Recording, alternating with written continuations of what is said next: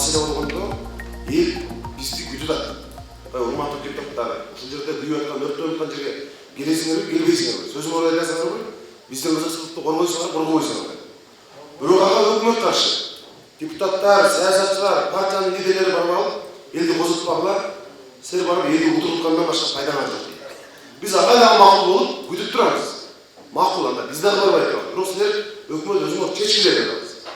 Бирок мен таң калам да мына бүтүндөй кыргыз өкмөтүндө эл менен тил табышып, эл менен сүйлөшүп, жана жигит айткандай дипломатиянын алкагында маселе чечкенге бир киши жок экен да.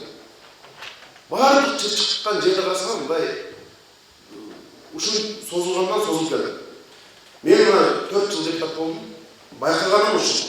Кайсыл жерде чыр чыкса, кайсы жерде эл көтөрүлүп токолоң болсо, өкмөт, бийликтер, күч органдары биринчиден суроо мунун артында ким турат деп баштайт экен. Ал жерде проблема.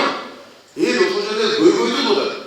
Анын күнөөкөрүн кой таштан, башка жактан бир штабтардан издеп, маселени чечиш керек да, мисалычы.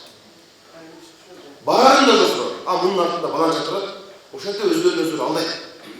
Мисалы, Солтон Сарайда эл өтө агрессивдүү, башкача дегенди сүрөт ачпады өкмөт. Бирок биз келдик мына. Тескерисинче эл өзү айтып атты бул жерде. Жана жигиттин сөзү абдан жакшы мага. Байке. Дипломатиянын алкагында чечкенге эл өзү даяр болуп атпайбы? Кыргызстанда инвесторлор менен, жергиликтүү эл менен иштөө кризиске келип такалды. Өкмөттүн тартыраактар жок. Келип эл менен сүйлөшүп маселени чече албайт. Баардык жерде иштеген кен байлыктар ошо күнтөрдөн баштап Баткенде болобу, Чакалда болобу, Алайда болобу экономикалык чоң пайдасы жок. Сезилер мындай пайдасы жок. Болобу акча төлөшөт. Бирок экологияга зыян болот. Жергиликтүү элдин койгон талабы ошол. Эми мен мына тогатерин айтайын. Биз мындай кылышыбыз керек. Эми жанатан бери биз эртеден бери элдеп жүрөбүз. Азыр Кошкордо бар, дагы канча жолугушууларыбыз бар. Бир чечимге келишибиз керек да. Тогатерин айтканда биз мына депутаттар менен эгер туура көрсө, эл туура көрсө, эртең парламентте жыйын болгондо дагы, кат аркылуу дагы мындай талаптарды коюшубуз керек. Буга чейин Алибек мырза, сиздер барып 2 квартал жолугушуулар бизге каттарды берди. Улам кабар алаттык биздерчи.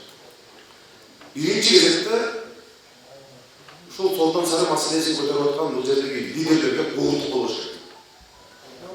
Бирөөсүнө дагы куугунтук болуш керек. Биз ушуну колго алышыбыз керек. Туурабы? Аларды суракка чакырып, аларды эл душманындай көрбөш керек. Булар маселени туура коюп, булар ушу элге, жерге зыян тийбесин. Ата-бабадан келаткан биздин байлыгыбызды сактайлы деген эле ак ниет ой менен чыгып атканын биз күч органдарына, бийликтерге, өкмөткө түшүндүрүшүбүз керек. Бул бир. Туурабы?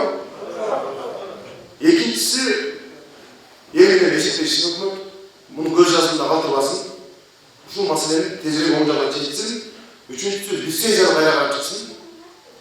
Анан ошол лицензия берүүдө мыйзам бузгандар жооп тартылсын.